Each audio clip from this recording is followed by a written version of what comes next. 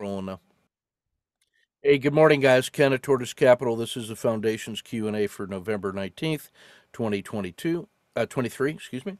If I didn't have that on the screen, I wouldn't know what year we're in. That's as it should be.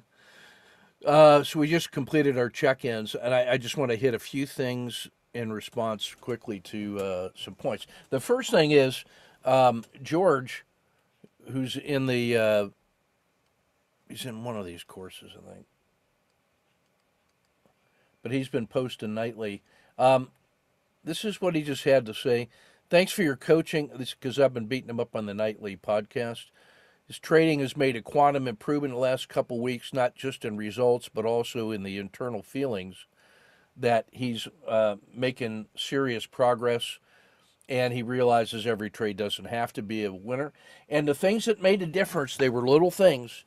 One of them was making him write his trading plan down in writing, making him post his daily after action review chart in the nightly podcast. If he's posting more than one chart, I'm making him post the after action report and then holding them accountable to that.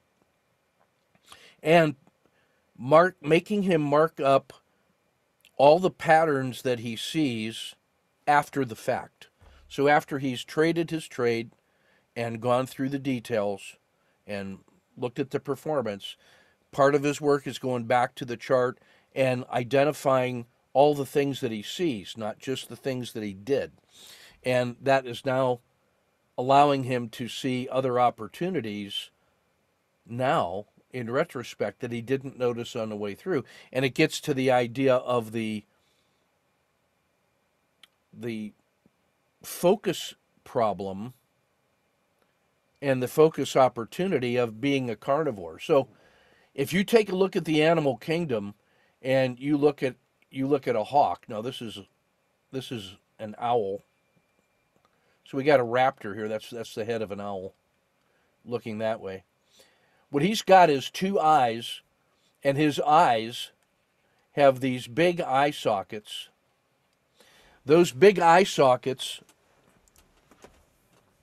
protect the eyelid and the eyeball, but it also acts as a sound vector. Those big eye sockets act like parabolic mirrors, and the owl's ears are these tiny little dots on that side of his head.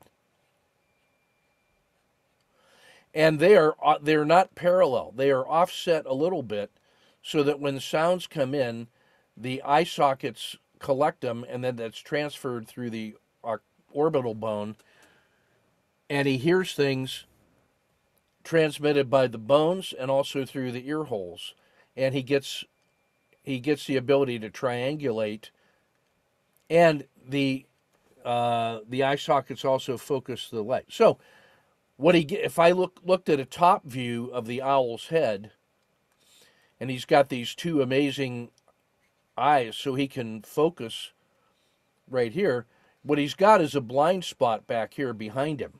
But because he's a raptor, he can accept risk because nothing's fast enough to catch him, and now he can focus. But if you look at bunny rabbits that he's hunting, they have one eyeball on either side of their head.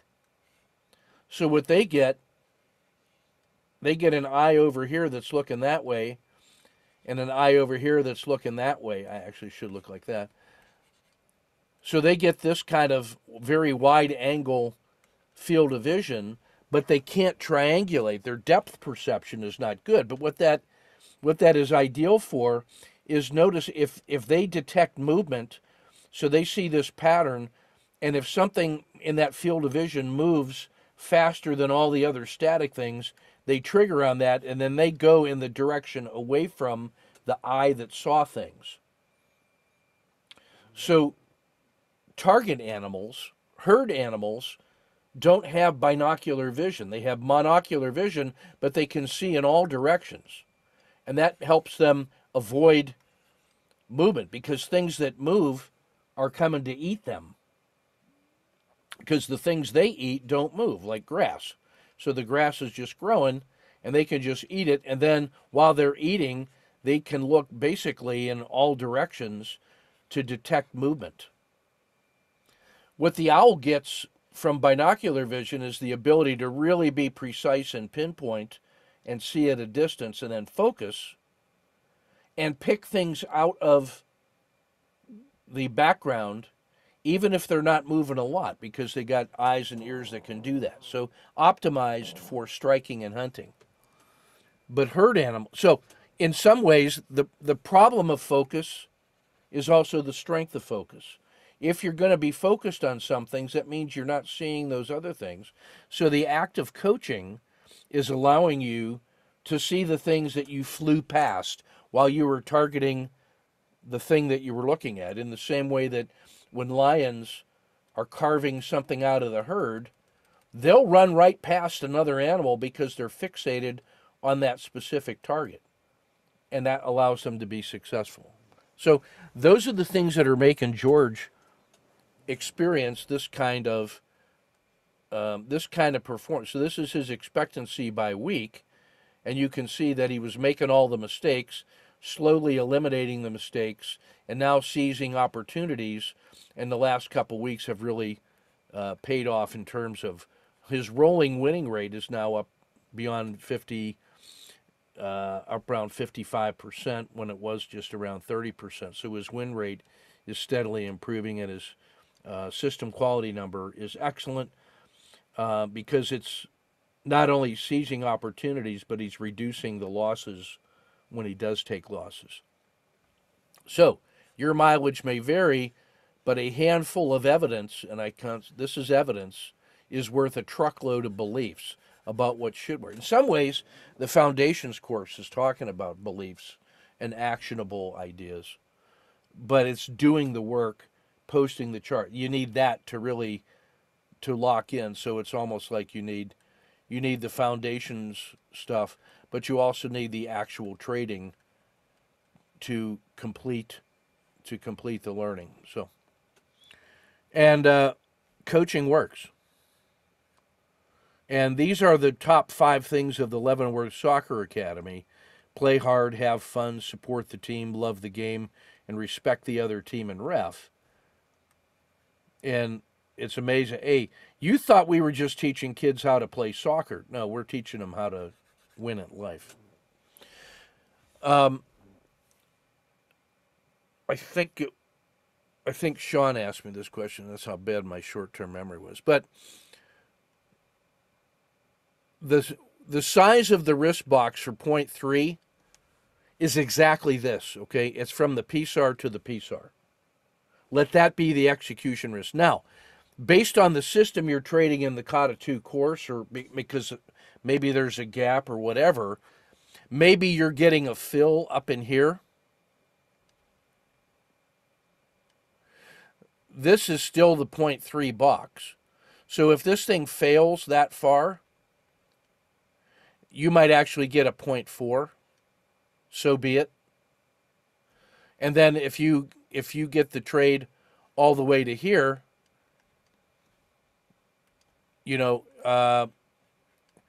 whereas this might have been a 0.7 if you had entered here, but you got this because it's an extra 0.1.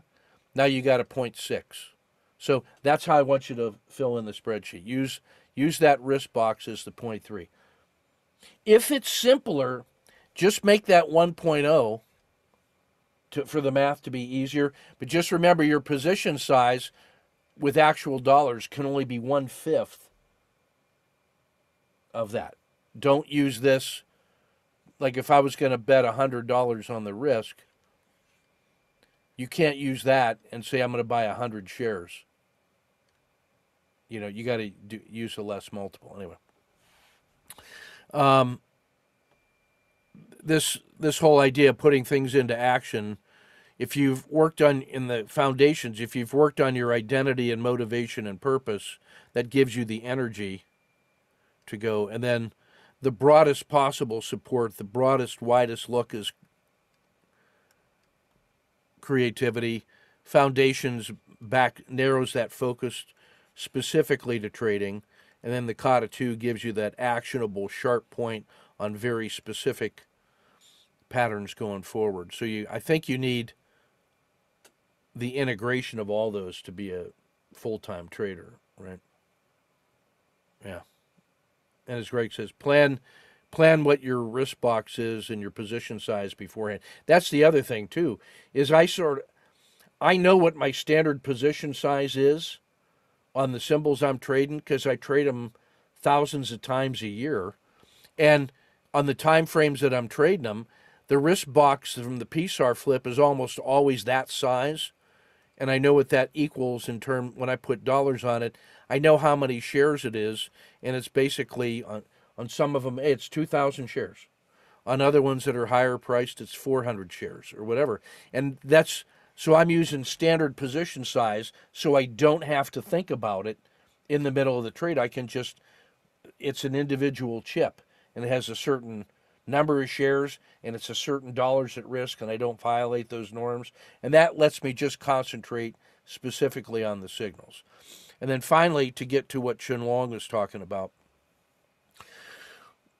when you do the hundreds of case studies in the bar by bar framing and reframing, we always set those up so that you had something like your RL10 was like this, and so the peak of it and the belly of it gave you like a standard risk box for that channel, because that's where the PSAR flip happens. So the size of the risk box from peak of the RL10 to the peak of the RL10, that's kind of where the risk box was. And then that makes the yellow zone, or the place where there's no directionality until it breaks out of there, is this big yellow filled box. Well, the last bar you might have been in might have been a doji. And so what we ended up constructing was this sort of standard template that we could just drop right onto that. And we said, look, if you were very aggressive and had reasons, you might decide to enter as early as breaking out of the doji. And maybe that was the river, for example. The river might have been something like that. And so you might have taken the aggressive entry inside the channel because of reasons. Like maybe it was a fake one, go two kind of deal. And then going the other way, the breakdown would have been 5. And then we called the normal.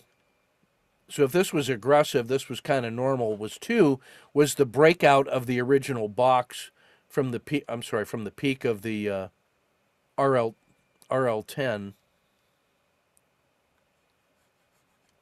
that you saw from the RL10 was turning like that. And then 3 was something you might have waited for. 3 and 4 might have been previous peaks or extra confirmation. And so we said, look, if that's what I'm stalking and I see that box, I could be aggressive, normal, conservative 1, or conservative 2, like a not later than entry, and then the same thing to the downside, 5, 6, 7, and 8. And that gave us sort of a standard lens, and then you could adjust it to size. And in fact, when I'm preparing those case studies in Snagit and in TC2000 and at Daniel's Futures, where I do my futures trading, Daniel's trading, I can have those drawings already prefabbed to just drop the template on and then just simply adjust it from there. And that standard look allows you to sort of have a template, adjust it to size, suit it to fit, that kind of adjust it to taste. And that is kind of the mindset that I really want to have when I'm taking a look at at trades. If I'm seeing the price pattern is starting to look like this, and I know that I'm in,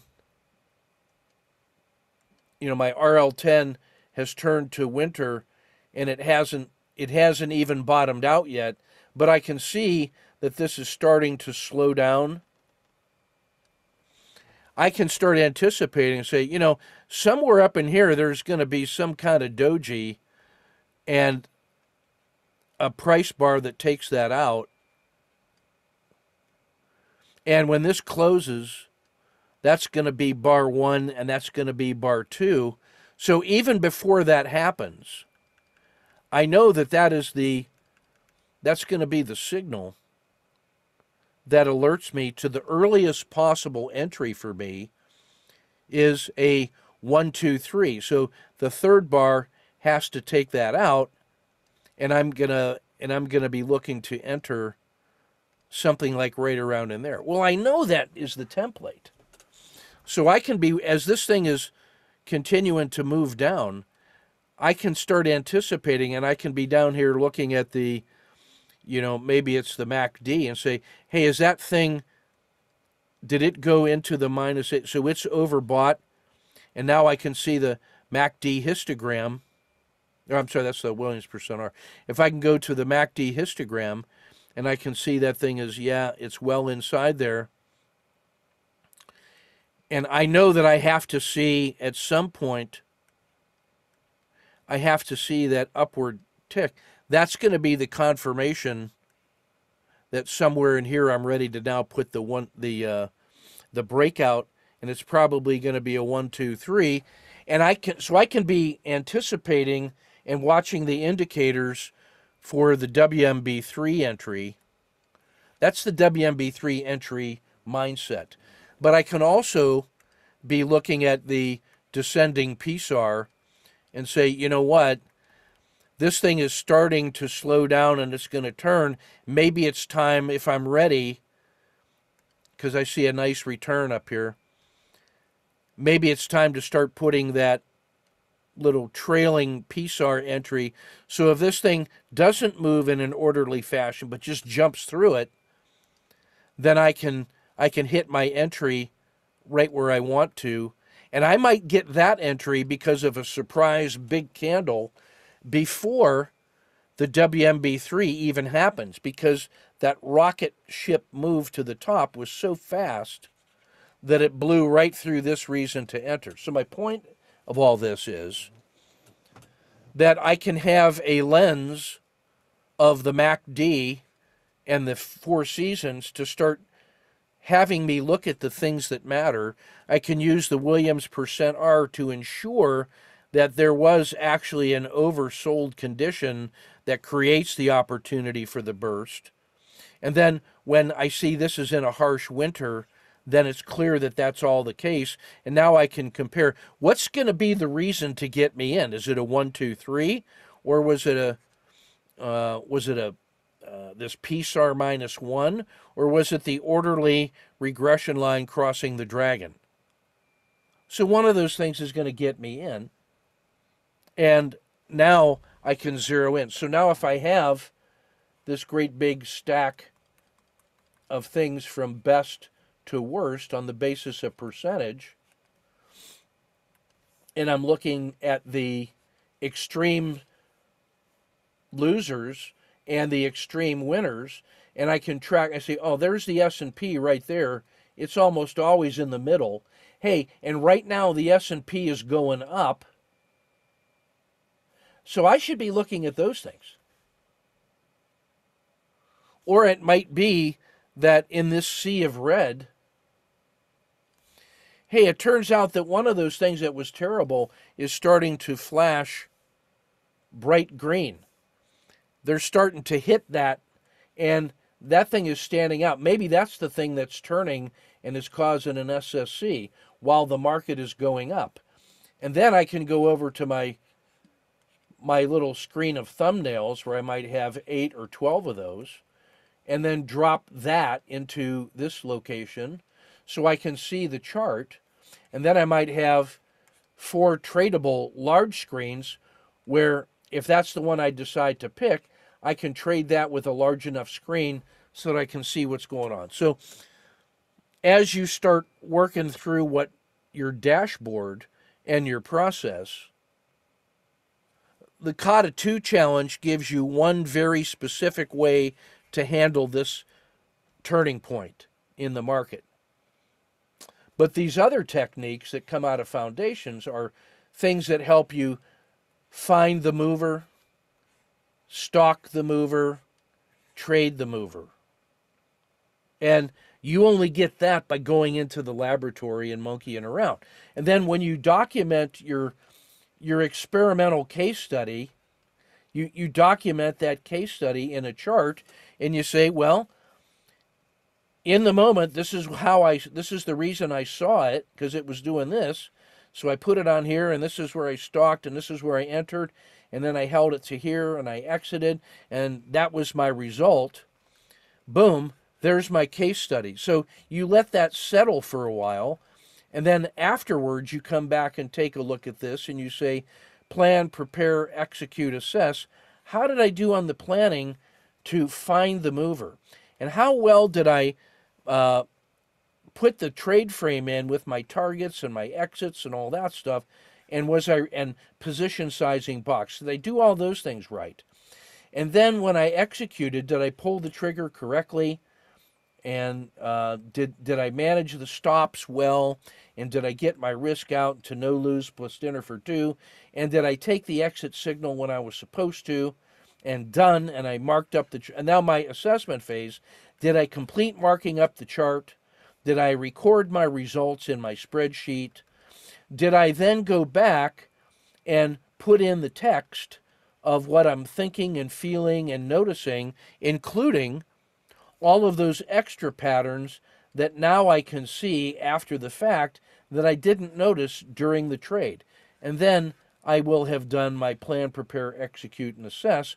And with all those notes, I can fill out my daily after action review for sustain and improve and action for plan, prepare, execute, and assess. And then I can have one or two action items to work the next day. That, in a nutshell, is all of your operations process. So if we think about all the education and learning, on the other side of that wall is the world of action, which is what I just described, which is all the, the PPPA model, all going all the way from setting up your dashboard, finding the movers, stalking them, framing them, trading them, evaluating them, and evaluating your overall process.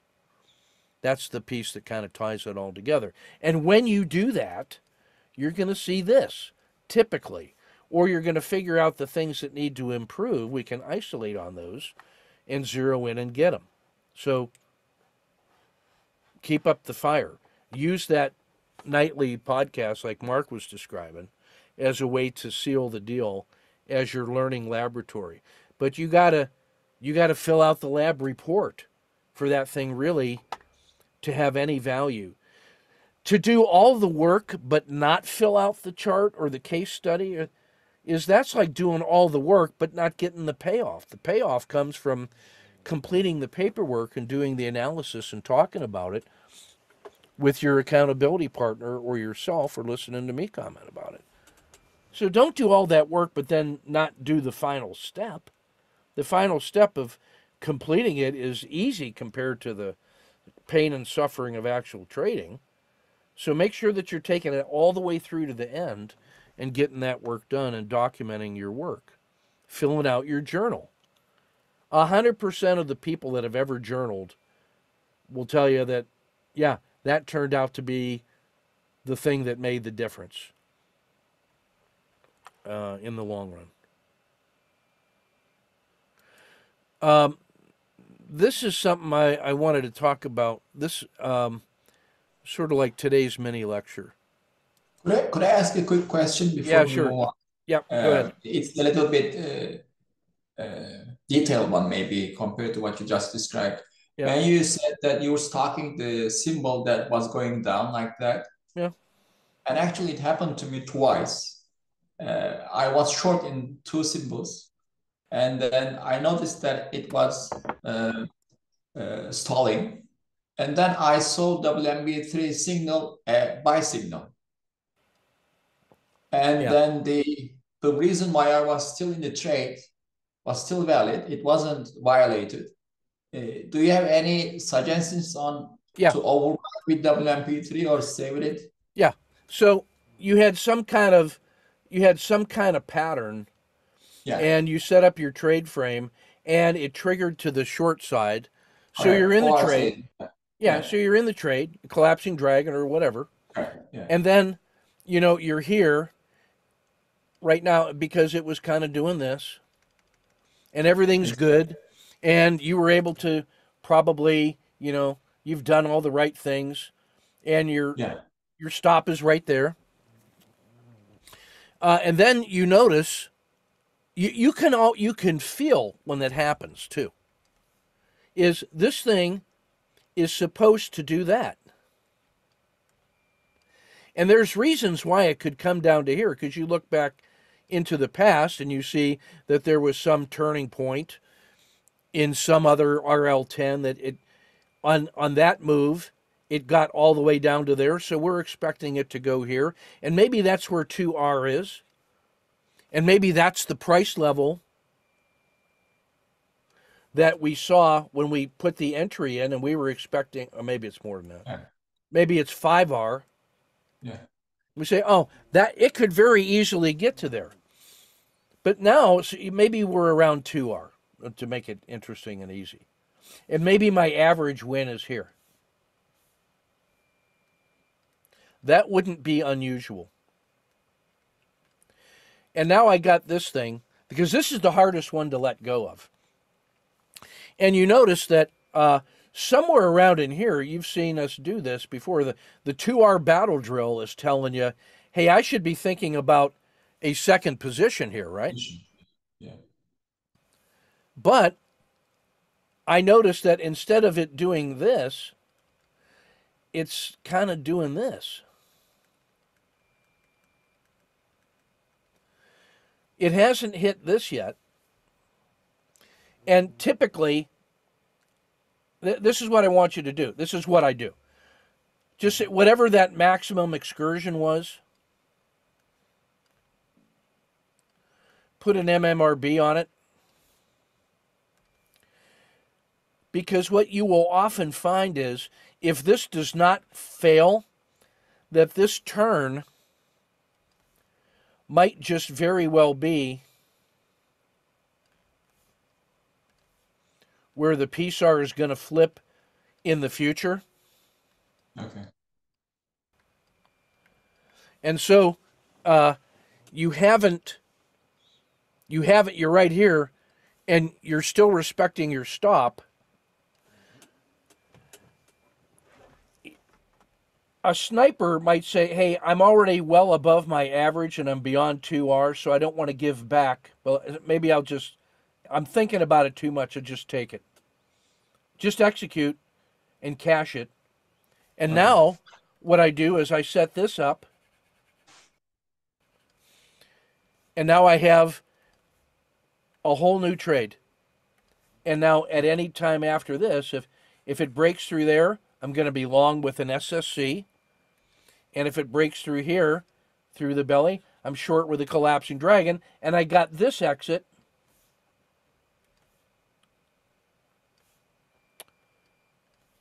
I got this exit instead of that exit, which would then be a stop and reverse. First, yeah. Right? So here's where, now after you exit here, you may see that it doesn't break through. And in fact, it just kind of starts drifting down, and it's not enough to trigger the collapsing dragon yet. But while you're waiting for it to do something, you notice that PSAR keeps coming down and down and down. And as you go, you may be adjusting your MMRB to this size. And then price monkeys around in here, and now it's in this tighter MMRB where the PSAR has come down, and it still hasn't violated this. And then you end up getting a better entry on the long side here, or when this finally does break down, you get the short that you want.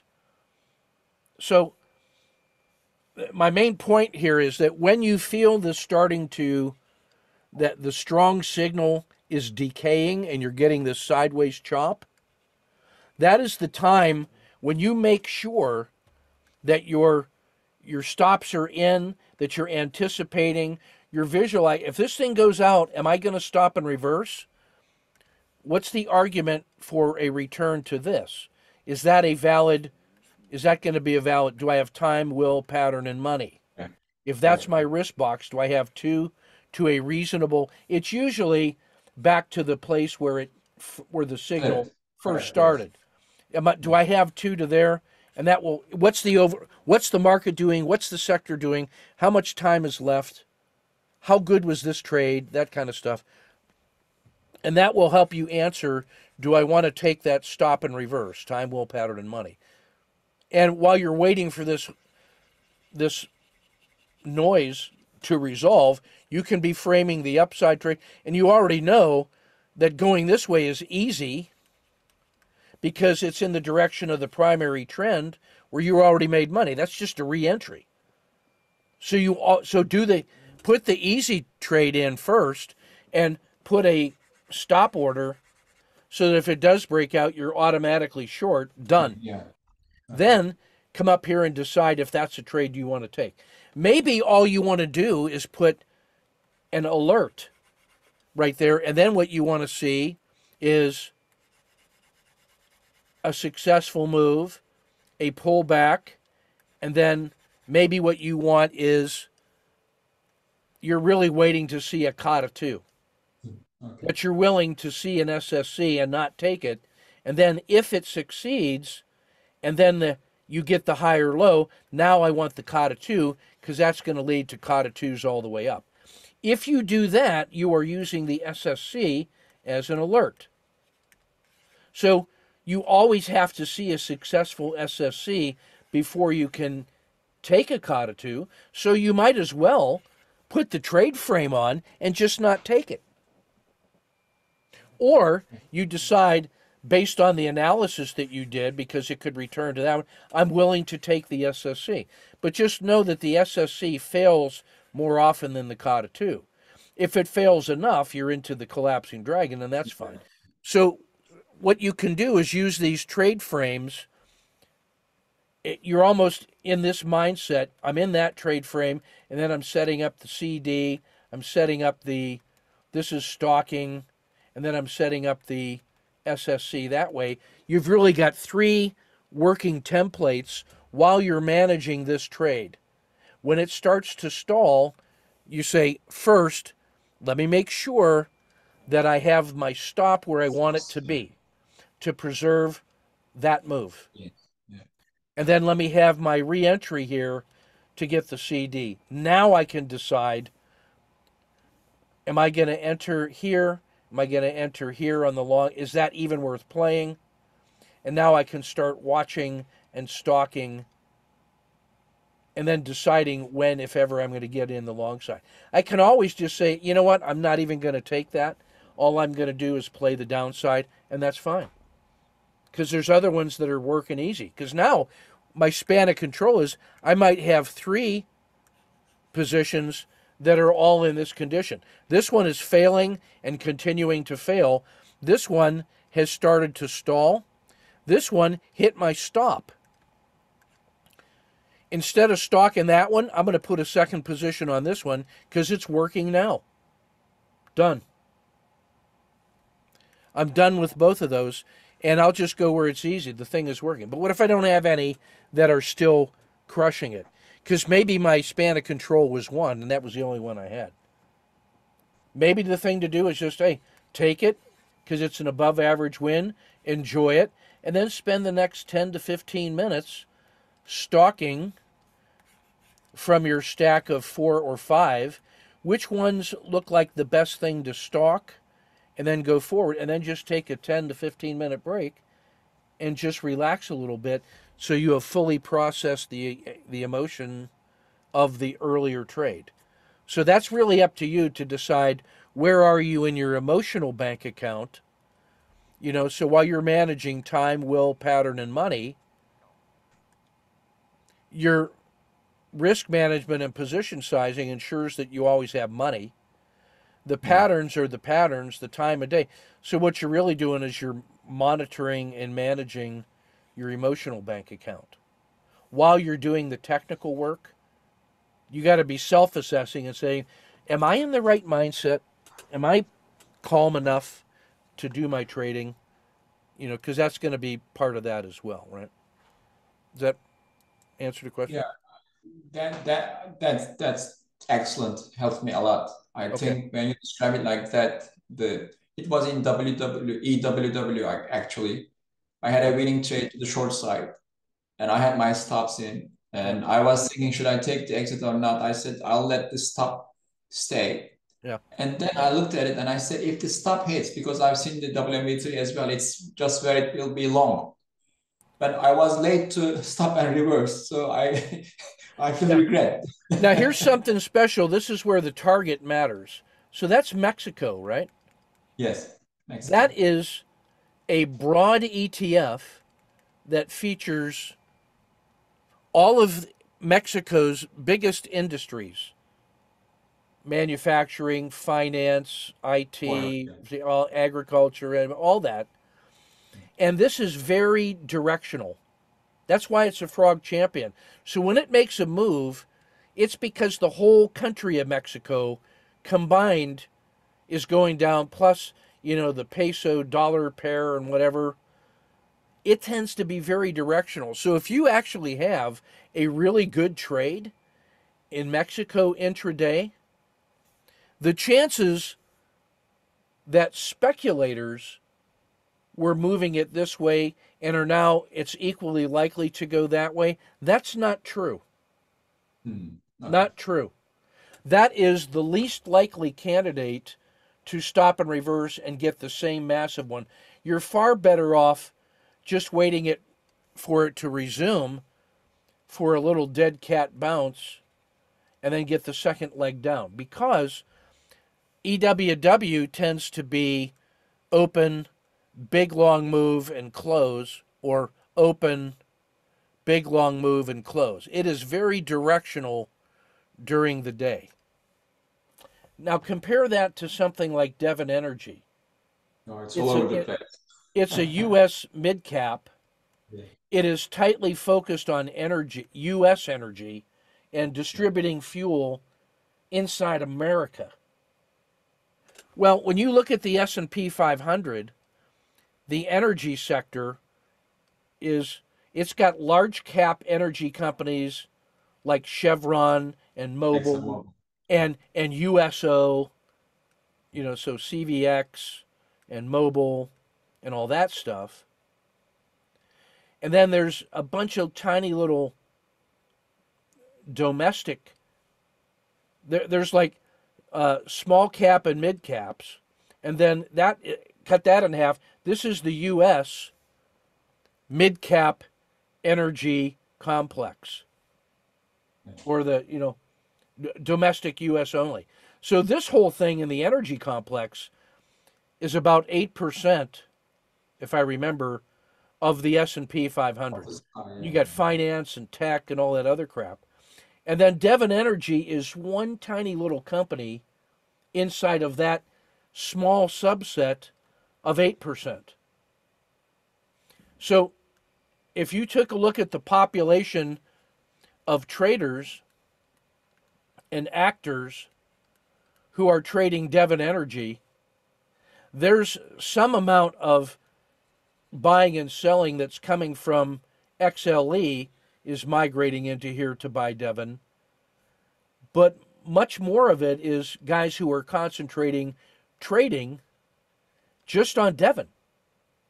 So when it makes a big downward move, it's much more likely that that could have been fear based and that it's going to have a great big pop in the other direction, because these guys are all playing tactical trades, whereas the EWW guys are taking a look at this as part of a swing trade, position trade, core trading. So Devon is something that I can trade in one direction and then trade in the other direction intraday multiple times. Whereas when I'm thinking about ETFs like EWW and EWZ and EEM and EWA, even more so, and even in the US, IWM and MDY and the Qs, those are much more likely to be single direction than the great big double moves driven by a lot of fear. So that's why things like IP can actually trade better than the Q. IP has more volatility than the Qs. Yeah. And you wouldn't naturally think of that as a great intraday. Anyway, my point is that depending on the size of this move, and you see it starting to stall, what the target is actually matters as well. Okay.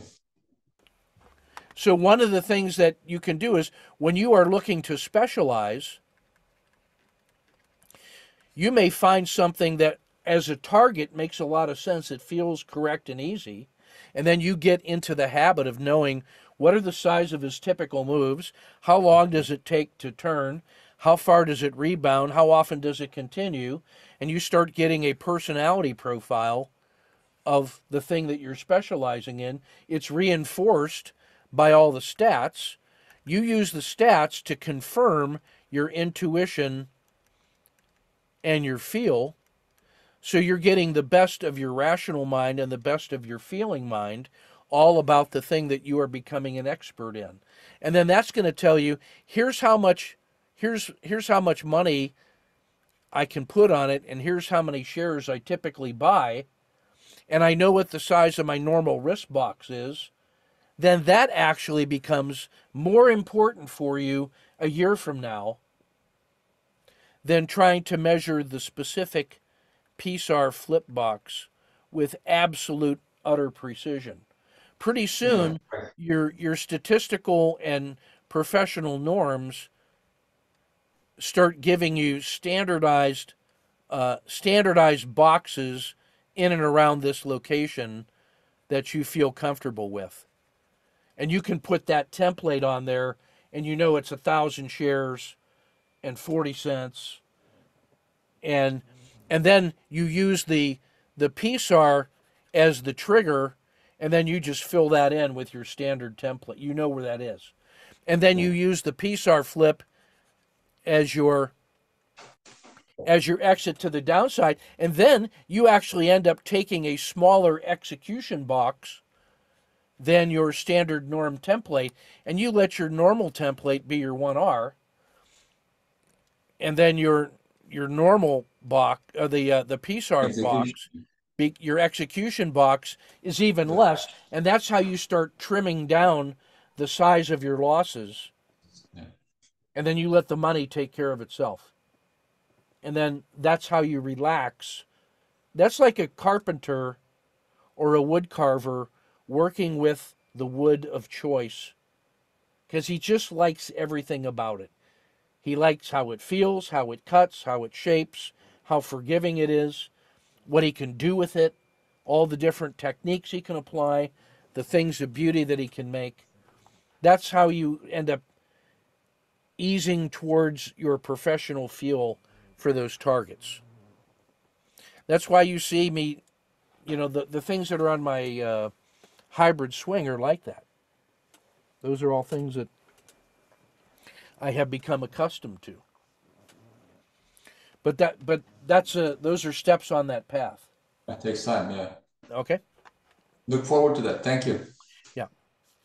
This is one. This is kind of blend a little bit into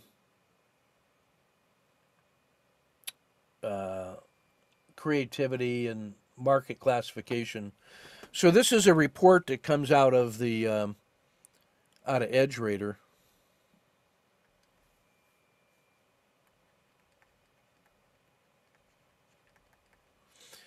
And Phil is becoming our little resident expert on that. And I told him, I said, look, he had just done a study where he did all the swing patterns just on SPY.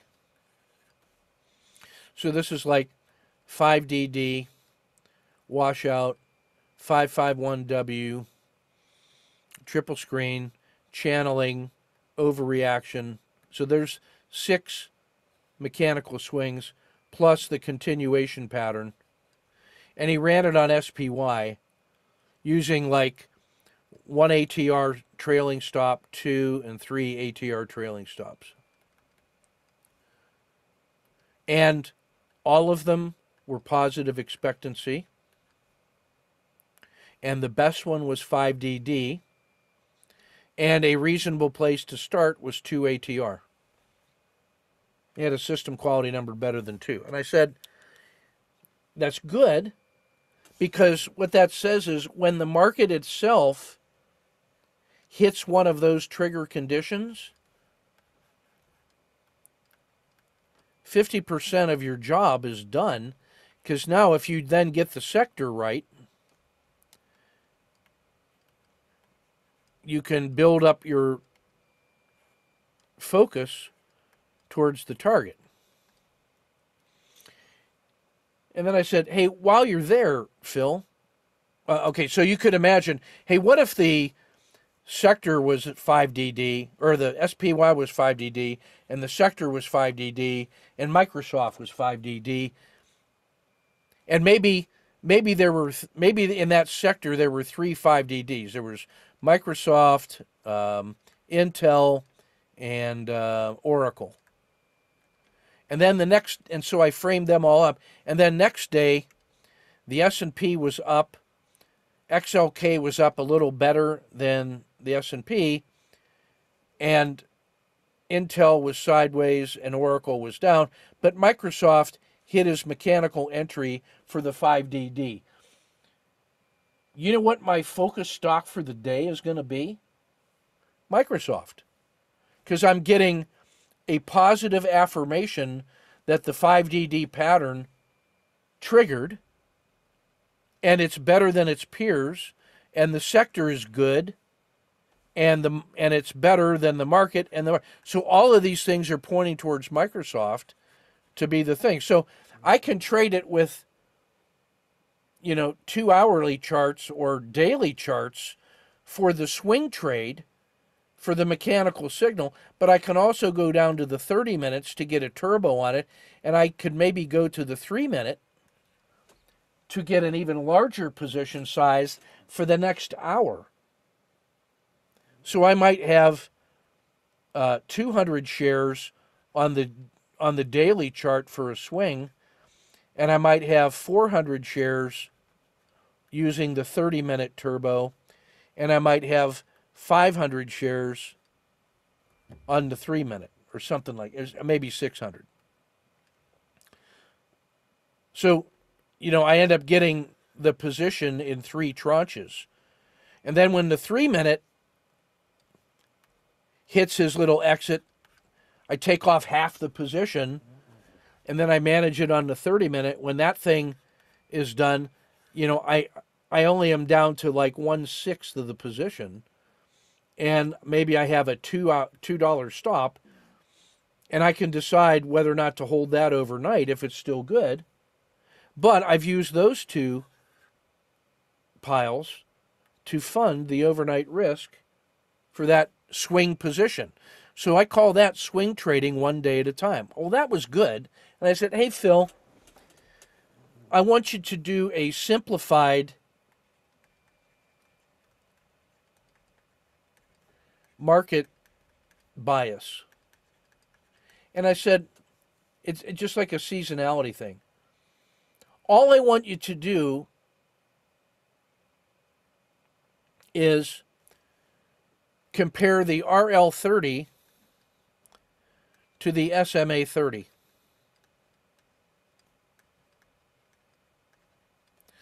If the RL30 is that black line that plots the price points of the 30-period regression line, and that's the 5th criteria of the owl. So remember, to get an owl entry, you had to have a harsh winter, a P1, an RLXD. The dragon had to roll up. And then the 5th thing was the RL30 had to roll up. And then you could get a long position. If the RL30 represents kind of the final trigger for the owl, that the seasonality is When the RL30 starts to slope up, we should be in the spring, and we have some owl entries that things are going to be good. So if I can just wait for the RL30 to roll up, then I'm really holding out. I'm an owl trader, and then I'm going to get. I won't be as early as a SSC or a 123 or sometimes even a COTA 2 guy, but I'm getting some confirmation that the turning point has turned. Well,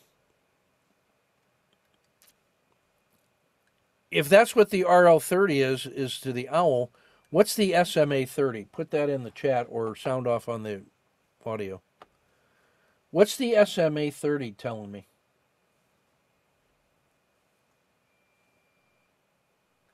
That's the spine of the dragon. No, middle of the river. That's the river, yes. Yeah, So remember the 10 is the spine. Yeah. 10 is spine of the dragon.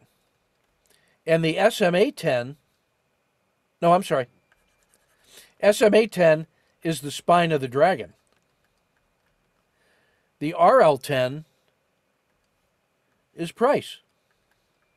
So that's the fast pair. I'm only talking about the slow pair to get my seasonality simplified market bias. So do you see that I'm working with the slow pair? I'm using the 30 period. And the RL30 turns faster than the dragon. So when price moves down and then crosses the dragon, the RL30 turns later, and then the SMA 30 is the middle of the river, which, when I'm using that SSC entry, if I can just get a move from in here to the middle of the river, that's a successful trade, check or hold. That's like that's a successful P1 or SSC. So the reversion to the mean is when the RL10, the price, gets to the river. You know what is a little bit slower getting to the midpoint? Is the RL30. When the RL30 crosses the SMA 30, that's a sign that through time, this downward move is really starting to do better. So this is a delayed signal of confirmation to the upside. When that goes and leaves the river, which is plus or minus one standard, that's plus one standard deviation off of the average, we say that is the beginning of trending behavior. Because when the river is sloping down and price is chopping around here at the turning point, that's Crocodile River.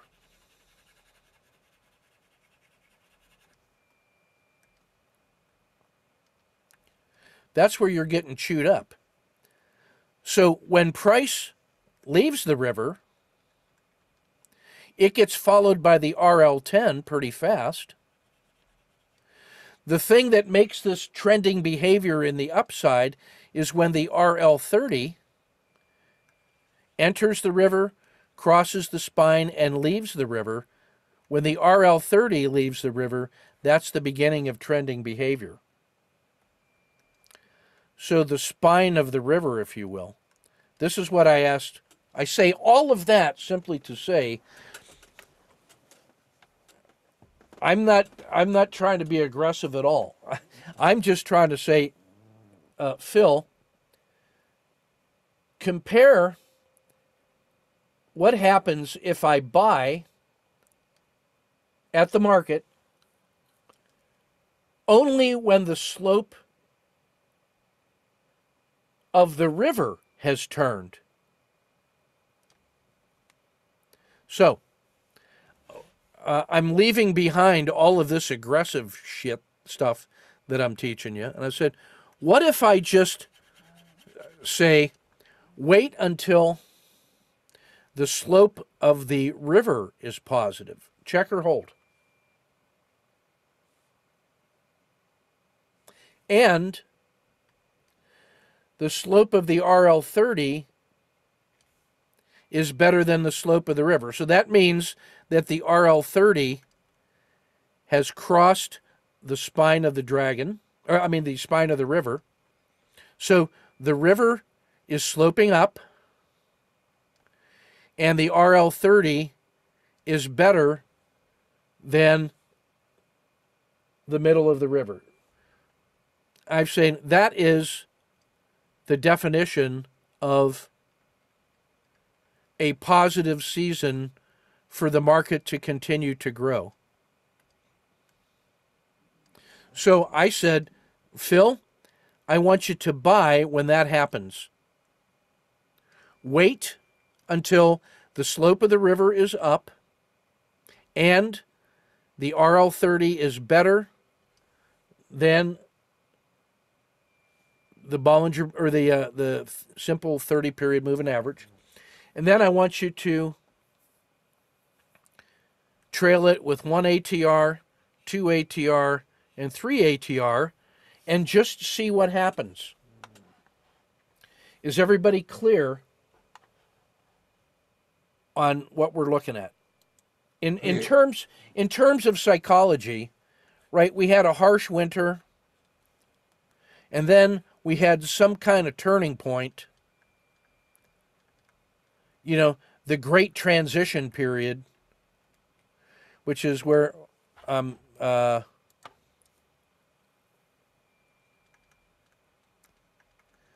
that's where things like the SSC and the Cockatoo and the Collapsing Dragon and the Owl and all that crap, all that's happening in here just so that we can front run what's going to be clearly growth.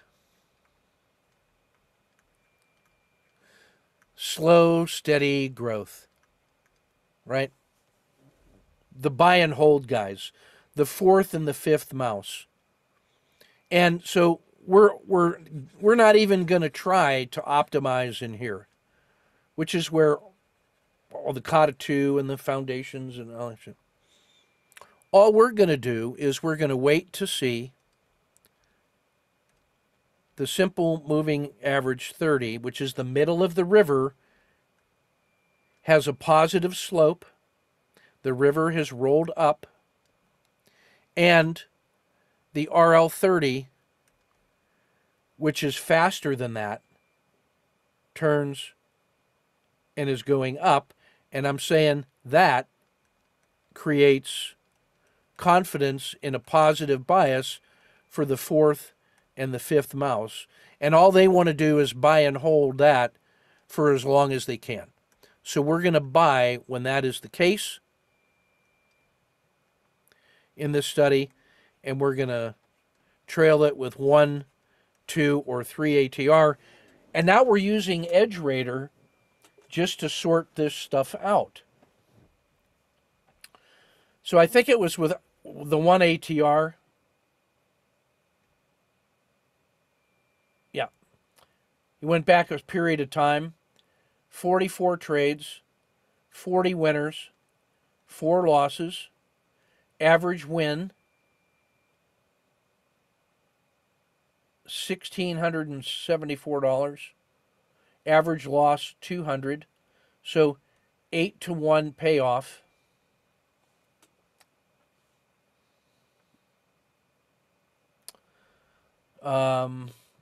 Average profit or loss 6%. That's important because that tells you, hey, if you had any trade and you got a 6% win in the SPY, you should treat that as significant. Hey, the S&P is trading around $440 right now. 6% of that is $30. if I could take 1/3 of that and just use $10, a $10 stop automatically in the S&P is okay. That's 2.5%. Starting equity, 100 grand, ending, anyway, system quality number was really good. Anyway, all the stats are good. Here's what I want to show you though. I mean, we can do better than that. The black line is the equity, I believe. Yeah. And this was the buy and hold in the S&P. This was COVID. Pre-COVID, the market does this, that little strategy does that. There are 3 places in which the trailing stop or these conditions did not apply, and so you were not in the market. Here, here, and here. Now, what I want you to notice in each of those cases that the S&P was here and fell here. This was not enough to get you out, and so this thing fell an equivalent. There was no improvement. On this one,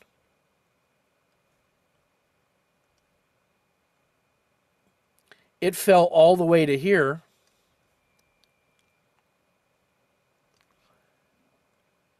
This thing only fell to here, and it caught up.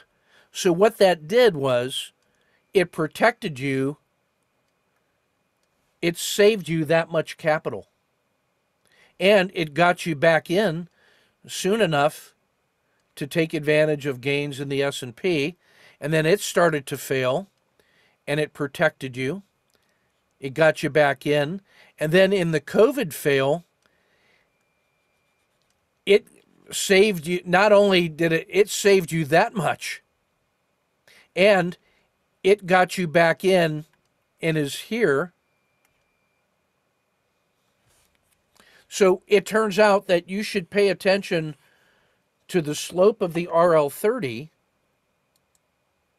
as a really important thing, because remember what this is not doing. When the slope of the RL30 reverses,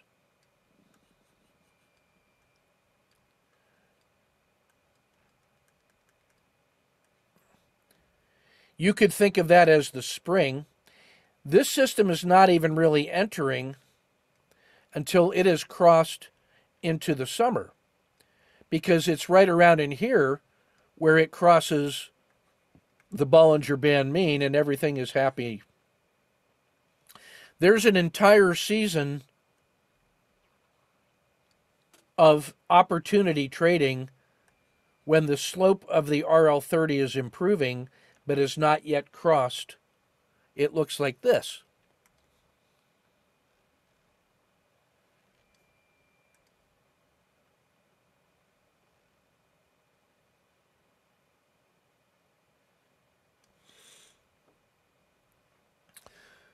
The little back-tested strategy doesn't even enter until here.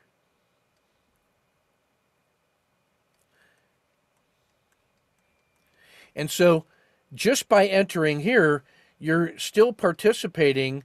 It's confirming that long-term buy and hold is still really a good idea, that you can afford to let things grow.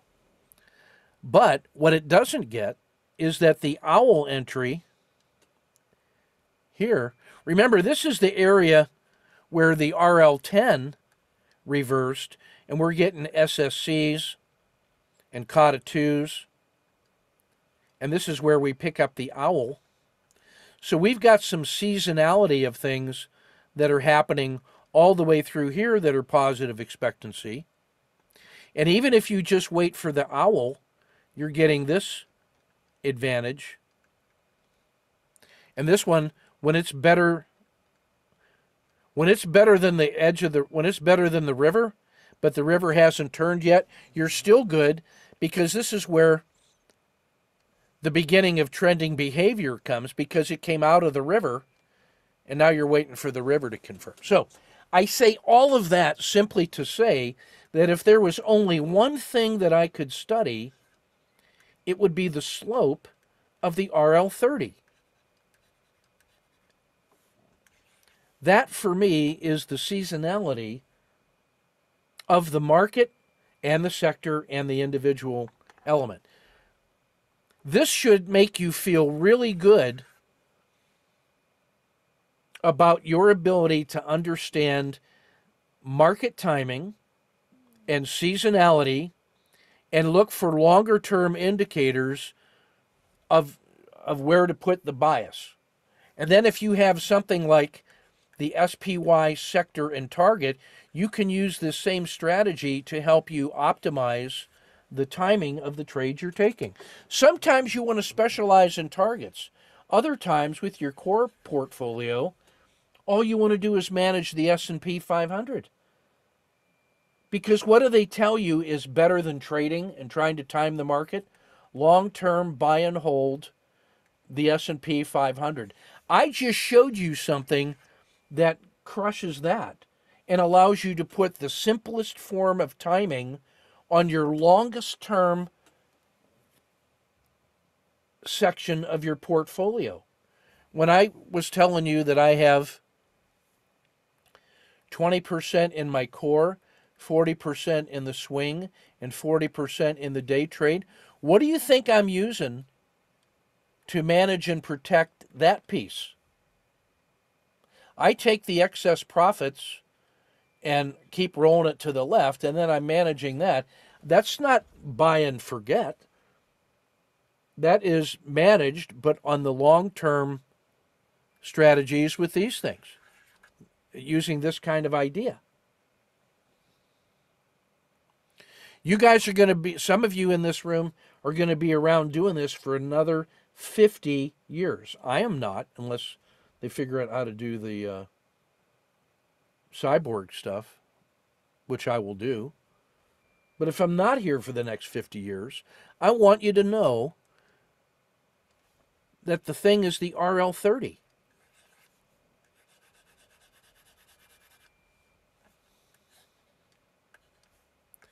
At the other end of the tactical spectrum, the COTA 2. That's all the tactics you need to know. That's all the strategy that you need to know. The implementation is SPY, sector, and a handful of targets. So if you take a look at the composition of my swing trade portfolio, I have the S&P and some globals. And I have some sectors. I have some countries.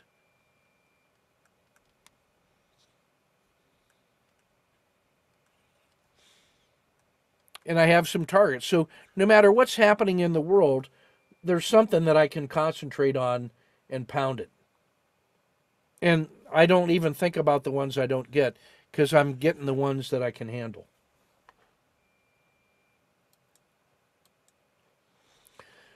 Now, if I'm going to now teach you the slope of the RL30, since I've punished you enough.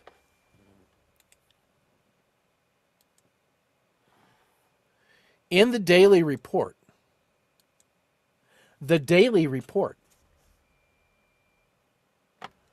I show you this piece of the market mosaic.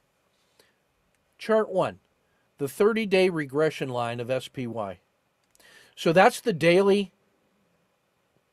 price action of S&P. This blue line is the slope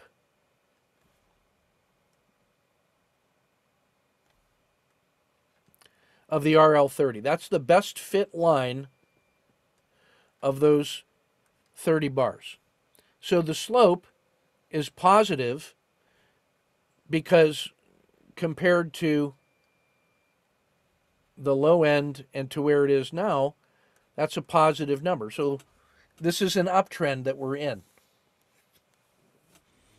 How good is it? Well, the angle of that tells you how good that rise over run is. We're going to study that in a second. This black line is just something I'm playing with for the last 20 years. It's the parabolic regression line. So it's not even a straight line. It puts some algebra on there to give you a form of a weighted line. And what that does is it front loads the regression data earlier, so you get a slight, this is a really good thing. So what that does is it gives you an even earlier indication that here was a sell-off and here was some improvement. This is telling you, hey, that thing is accelerating so good that that's even better than the straight line regression, which is a positive number. So that's like an accelerated regression line slope. Here's where the magic of statistics and concepts are. The z-score.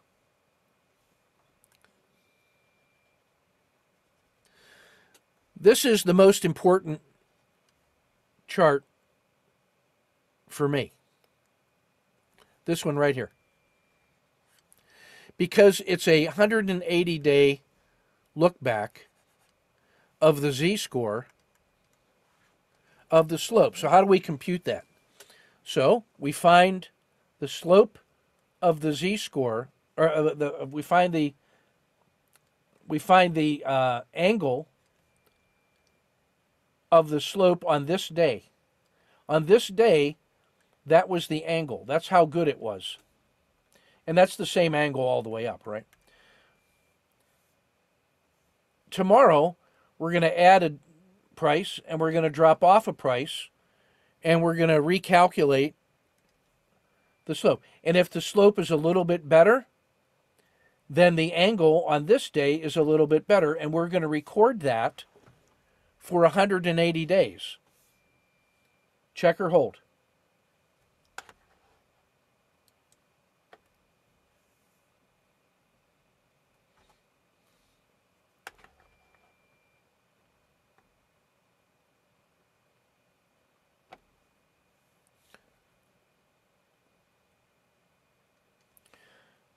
So when I go back 180 days, I'm going to find the maximum, I'm going to find the minimum, I'm going to find the average, and I'm going to find plus or minus 1 standard deviation. And this is going to be the normal range, because that's going to have 2/3 of the data, and about 1/3 is outside, so 1/6 and 1/6. That's what these show. When the steepness of today's slope gets higher than plus or minus 1, this is abnormally good. And if it ever goes more than that, it's abnormally bad. And we can start tracing the time series of this thing, and that's what this chart here does. Check or hold.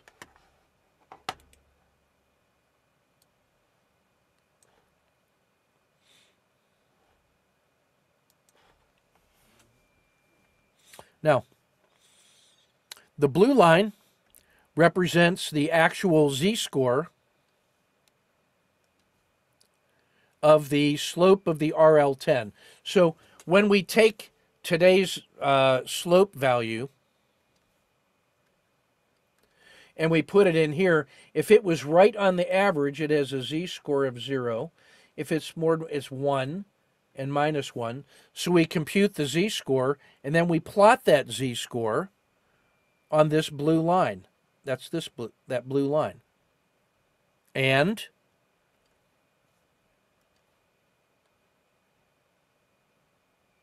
we take the black line, and that is a 10-period simple moving average of the slope. So it's 10 periods.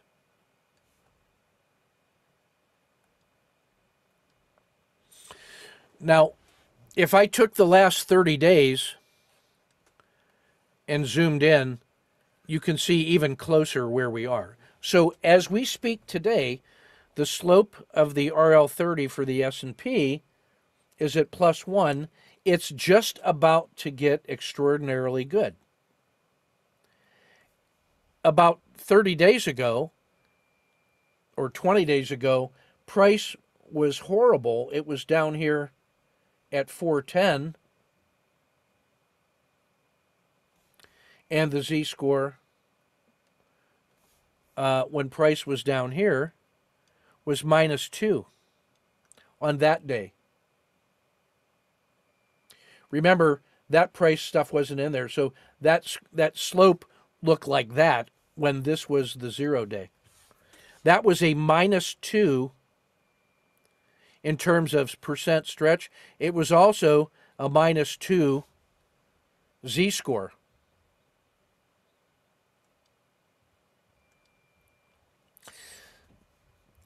Now, the average Z-score of the last 180 days was slightly above average. So that means in the last 180 days, the S&P is slightly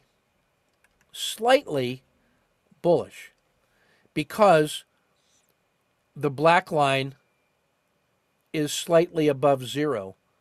This is the dashed red line is when the slope is negative. So it has a slight bullish bias over the last 6 months. But the range of normal is between +1 and -1.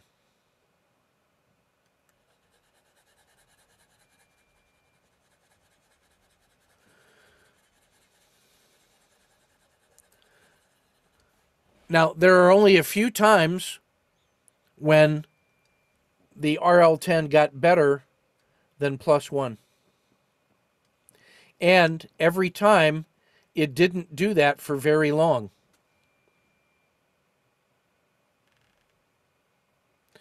This is price compared to the 200-day moving average. When it had stretched this far away, things got better until it couldn't get any better. And in that period of time, the S&P went that far. It was a really strong move from wickedly oversold to wickedly overbought. And when the RL30 rolled over, which is like the signal of the owl, think about what that means. The slope of the RL30 went from couldn't get any worse, now it started getting better, until it couldn't get any better and started to get worse. That is a smooth line. And in that time, the market was good. And when it rolled over,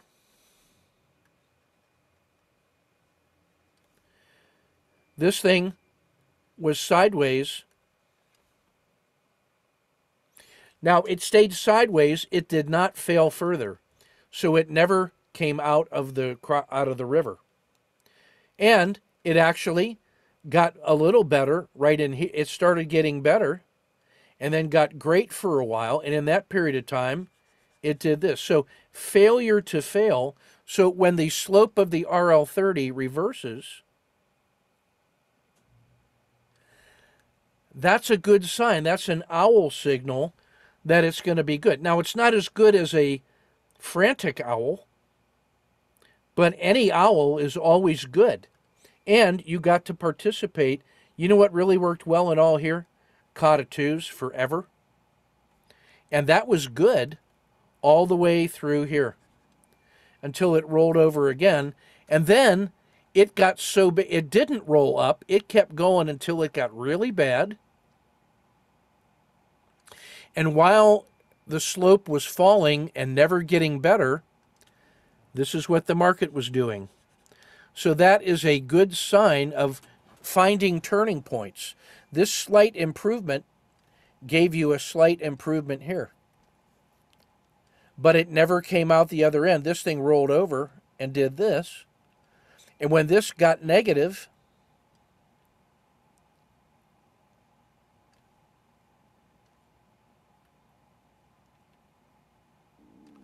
You got this, and then you got that. And then when this turned, we got this amazing move from 410 all the way to 440.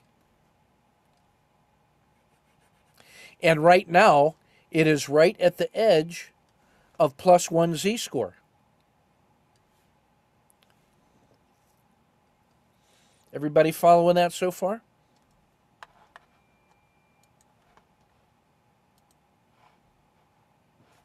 Now, so when I'm watching price do this, if it starts to stall, the fact that we're right here gives that new and special importance. That's an alert. I better have my stops preserved because this is supposed to keep going like that. If it does this, then this slope is going to continue to go. And if it ever got to Z2, that would be amazing. Hey, it hasn't even gotten to Z2 lately. Here's the point I want to make.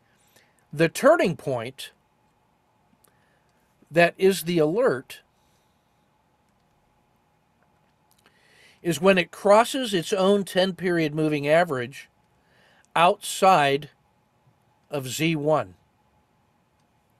That is the turning point that is significant each and every time. This was a Kata 2, and you got all of this.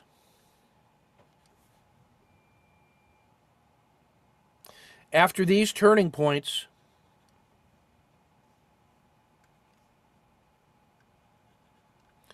you get these moves. And you avoid those moves. If there was only one thing, if I could trade one thing, it would be this, the slope of the RL30. Well, that's nice.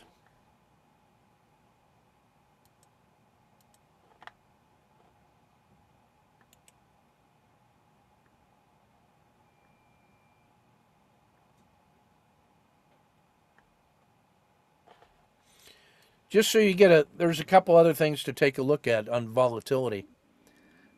So this one is just tracking, instead of using a 180-day look back, this one uses a 10-year look back and plots the plus or minus E1, because I wanted to see what the effect of COVID was. When I use this entire look back period to establish the boundaries of plus or minus 1, all the pre-COVID trading looks trivially quiet except for those 2 moments. There was a little bit. But guess what was happening? The world was getting a little bit wilder anyway. And then when COVID happened, you got a 4 sigma move and a 2 sigma rebound. That was a 6 sigma recovery. That was a 75% upward move in the S&P. And now look at the recent volatility spikes of the last 2 to 3 years. This has been wonderful for 30-minute hybrid swing. That's why 30-minute hybrid swing is working, because you're getting reliable, violent volatility. So even on the 10-year stats, you're getting some amazing turning points. On the 10-year stat, we're not quite at plus or minus Z1 yet. On the 180-day stat, we're at plus 1. So that's that. Now, just on pure volatility, I'm comparing 2 different things. The standard deviation of 30 days of price, and then just looking at the ATR. It turns out that ATR is a smoother form of volatility. This one is front-running volatility. Like, this is already starting to be increasing, whereas the ATR is down. So I usually pay attention to this for shorter term trading, but I use this for computing the volatile, normal, quiet of market classification. So this is why we're in bullish normal. But I know that for swing trading, there's some advantages in here. So what I want you to just notice is that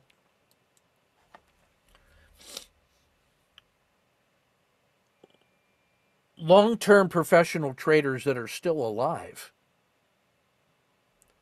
understand the difference in longer-term market cycles and why this seasonality says, hey, all of the old school models that were trained on 20 and 30 years of backtesting, they may not be working now. And the volatility is why. Because the cycles are different. You got to change the parameters. You have to adapt. What can you use to adapt? Statistics based on the most recent 30 and 180 days. That will always give you the math to verify your intuition. I use both of those. I am a systematic trader with some discretion. I start here. You know why? Because most people start there. I start here because people find math to be hard, and that's where the edge is. That's what these statistics will do. Now I want to show you one last thing. What if we take this same strategy and look at the baseline of the 30 and then accelerate to the RL10 and then slow it down to the RL90? I can now compare the slopes. If this is my main man, I want to look at the fast scout and the slow scout.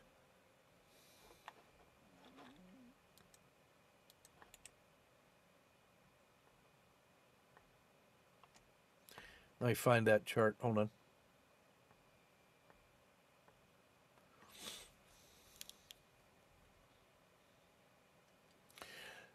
Now, for tactical trading, this is the most important chart.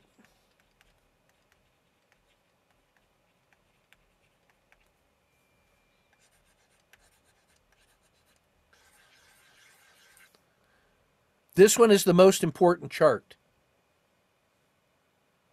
Which chart is the most important one? This one. And it starts with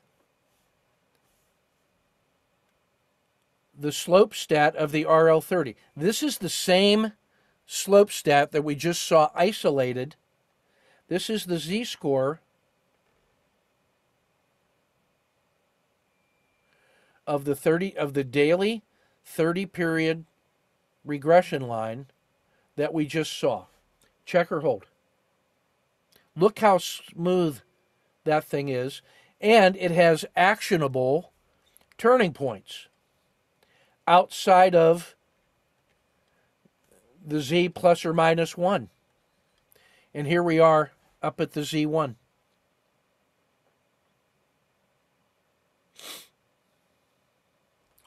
When this slope is rising, this is the price inside the river. This is the upper skin of the river. That's the lower skin of the river.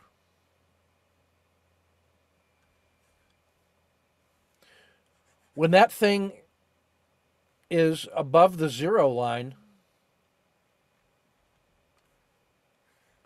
that thing is always good. When it's rising, that thing is great. When this rolls over, it's shitty. When it drops out, it's shitty. When it's rising, it's good. So we just saw that before. Now, the other thing that I have on here is if we did the same statistical treatment on the RL90, you get the red line.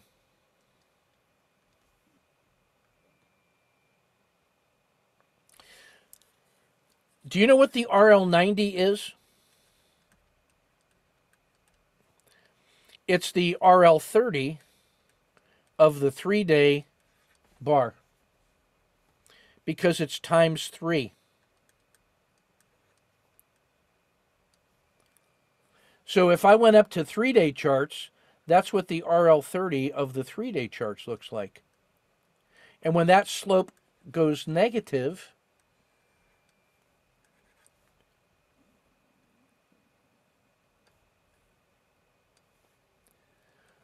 how good is that?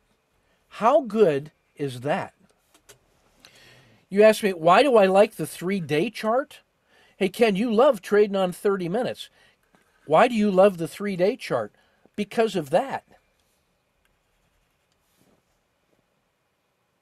You even got some COTA 2 action in there on the RL30. Treat that like a conceptual COTA 2.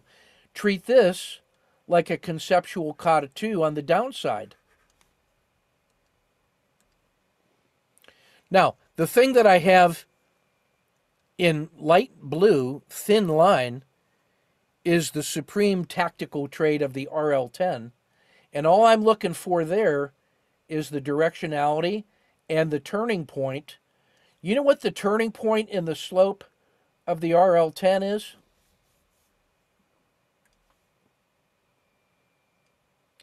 That's where the SSC starts.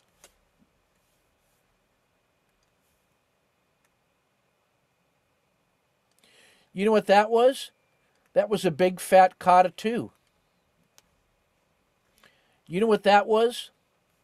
That was a PSAR flip. And that was a COTA 2 to the downside.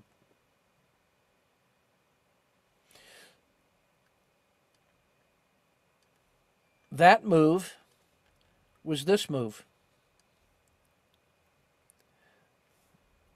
This move, a turning point outside of Z1. That move was this move. This move, which came in 3 stages, 1, 2, 3, got up to Z3, and price is starting to smooth, but the slope is still above 1, but this is what a stall looks like. So you know what that is? That's a big fat alert. It's still good. Like this could still go, and it could still get above 460 and go. But man, if it does, that is a statistical anomaly. This is a compound critical state. Here's a quick quiz. What is the most important chart for tactical trading? This one.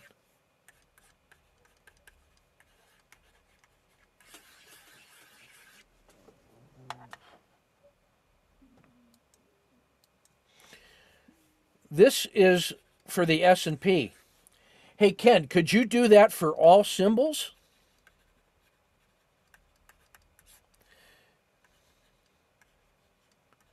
Yes? No.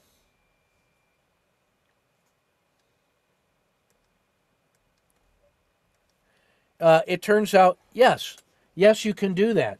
You know where you can get that? The TC 2000 bundle, which is on sale right now. It also gives you all the swing patterns with alerts built in, and you can put in any set of symbols that you want. Hey, you want to track the entire S&P and all 200 ETF? Yeah, you can. Or just the ones you're interested in? Yeah, you can do all that.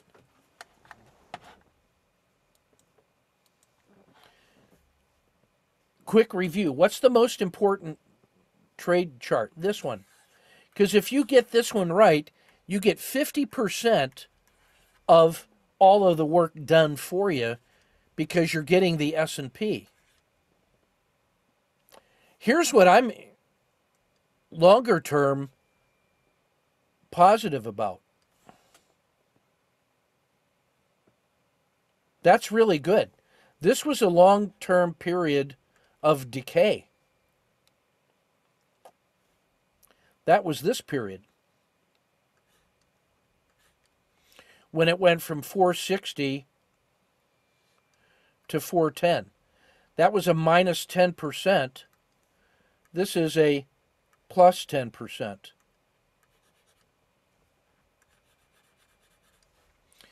Now, if you are the long-term buy and holder guy, that's just noise. If you are a tactical trader, that is money. Because you got 10%, 10%, 10%. You had a chance to make 30%, while this guy lost 10 and is now just back to where he was 5 months ago. And he's hoping that this is now going to do that. And if it does, we'll be with him. But if it does this, he's already going to start panicking because he says, oh crap, are we going back here? So this could be an aggressive sell-off, like this one and like this one.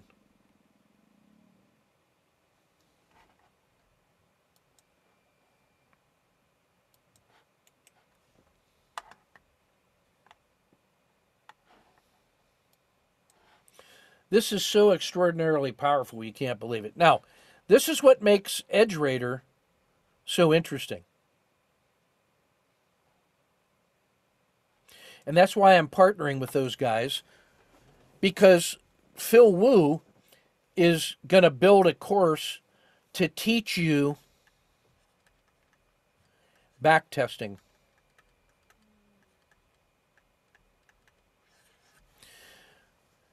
Chris White sells EdgeRaider for $2,000 for a lifetime access.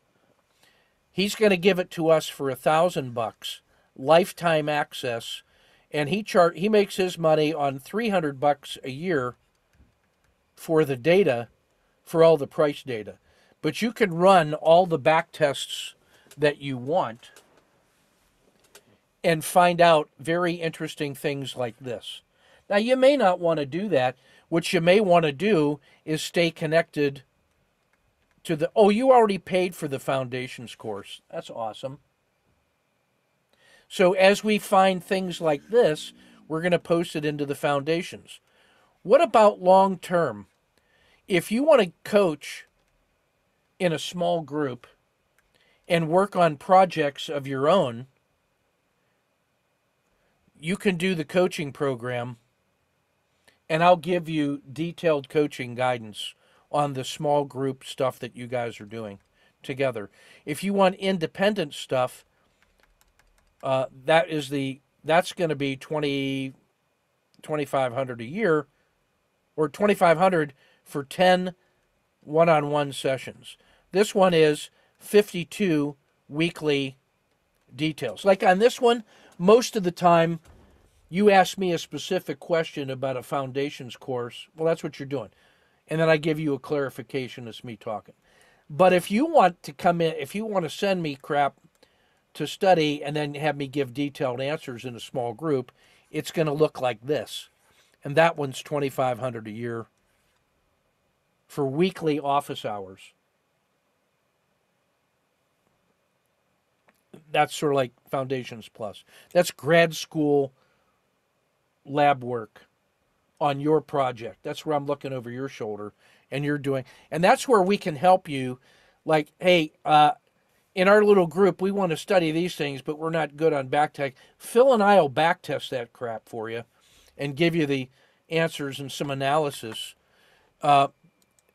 Because we think, but Phil's also going to teach a course in how to backtest, and we're going to roll that into this coaching piece. So if there's things that you want to fine tune, but you don't want to become a backtesting expert, then you can do coaching like that. like I'm going to, my first person that signed up for that just sent me a thing to look at that I'll just share with you because it's pretty good.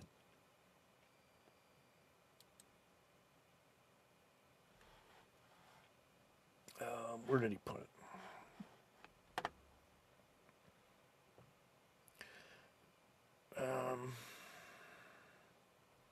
If you can tolerate a little bit more of me droning on.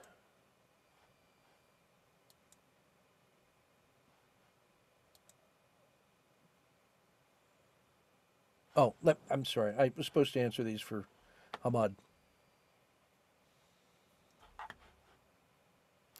Yeah, I think what I just said, Hamad, answers your questions.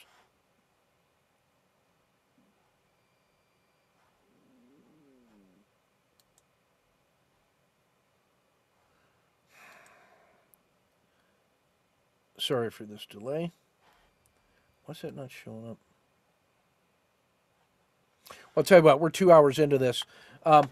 Essentially what he did was he's got a coder in his trading business, and he's been going through and coding the SSC, the COTA2, and the OWL. And what he's finding is positive expectancy, the same stuff that Griff and Phil are teaching you. He wanted his own so he could automate some of the trading signals, but he's finding basically the same thing that Phil and Griff are showing you in the that the COTA2 has a robust advantage in tactical trading. So here's what I'm going to tell you. The secret sauce is simply this: that if you have swing trade signal generators that tell you for the next 3 to 5 days, these things if they break out, this is a positive expectancy. You can now frame those and trade those with COTA2s and SSCs intraday all day, especially when the S&P is in a favorable condition to give market support to all of those, and then you can optimize those. But if the S&P is not optimal for that, you might trade that with smaller risk and only intraday. Or you might emphasize the collapsing dragon and the failure patterns. So when the S&P is down, you want to take all the failure patterns of these swing trades, and now you have really simplified your target selection. Your planning and preparation is kind of automatic because you got templates, and this is a lifestyle strategy. This is a lifelong skill set for trading in any market conditions with any kinds of targets. That's what I want to tell you. So you're in the right place to have a persistent edge, and the fact that it is based on math, that's what makes this adaptive. These are z-scores. That adapts to the statistics of the last 30, 90, 180, and 10 years. That's why this is adaptive. That's why you have a persistent edge that people who are afraid of math don't have. And everybody with secret sauce on a new pattern that works, hey, I've been trading for months and this is working. Yeah, that'll happen. And when your intuition fails because the math changes, what are you going to do? So anyway, that's what I want to say. Any questions? It's already past 11, and I've held you too long. So check or hold. We'll get this published and posted. This was money. Yeah, thank you. This is money. Just pick it up. Take care.